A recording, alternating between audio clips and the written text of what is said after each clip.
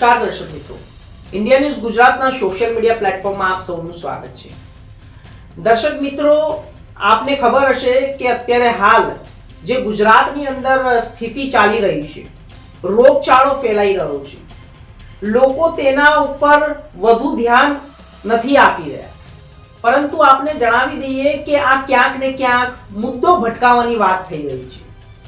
દર્શક મિત્રો, જીવન જરૂરિયાતની જેટલી પણ ચીજ વસ્તુઓ છે તે દરેક વસ્તુઓની અંદર ભેળસેળ થઈ રહી છે।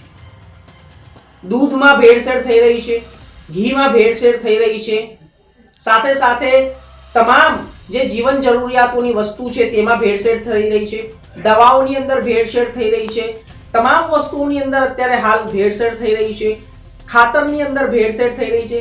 ગુજરાતમાંથી એવા અનેક કિસ્સાઓ સામે આવ્યા છે કે જેમાં જે ફર્ટિલાઇઝર છે, ખાતર છે, જે જમીનની અંદર નાખવામાં આવે છે વાવણી સમયે, તે દરેક વસ્તુની અંદર અત્યારે હાલ ભેળસેળ થઈ રહી છે। તો અત્યારે એક બીજો કિસ્સો પણ સામે આવ્યો છે ગાંધીનગરના આદિવાડી વિસ્તારમાંથી જે કેસ સામે આવ્યા છે દૂષિત પાણીને લઈને। દૂષિત પાણીની અંદર જે ઝેરયુક્ત કેમિકલ ભળી ગયું છે, તે પાણી પીવાથી અનેક લોકોને ટાઇફોઇડ થયા છે, રોગગ્રસ્ત આ જે વિસ્તાર થઈ ગયો છે તેની જવાબદારી કોણે લીધી? માત્ર ને માત્ર લોકો, મંત્રીઓ, રાજ્ય કક્ષાના જે મંત્રીઓ છે તે ખાલી વાતો કરી રહ્યા છે, આના ઉપર કોઈ પણ પ્રકારનું ધ્યાન નથી આપવામાં આવી રહ્યું। આપને જણાવી દઈએ કે જ્યારે મ્યુનિસિપાલિટીની અંદર કરોડો રૂપિયાના ખર્ચે જે પાઇપલાઇન નાખવામાં આવે છે, પાણીની શુદ્ધ પાણીની જે પાઇપલાઇન નાખવામાં આવે છે તેના ઉપર ખર્ચો કરવામાં આવે છે, કરોડો રૂપિયાનો ખર્ચો કરવામાં આવે, પરંતુ કોઈ પણ જાતની જે સુવિધા મળવી જોઈએ તે નથી મળી।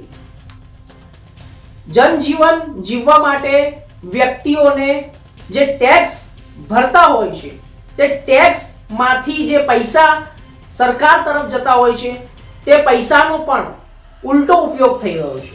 કોઈ પણ વ્યક્તિને અત્યારે જનજીવનની સુવિધાઓ સભર કોઈ પણ સુવિધા નથી મળી રહી।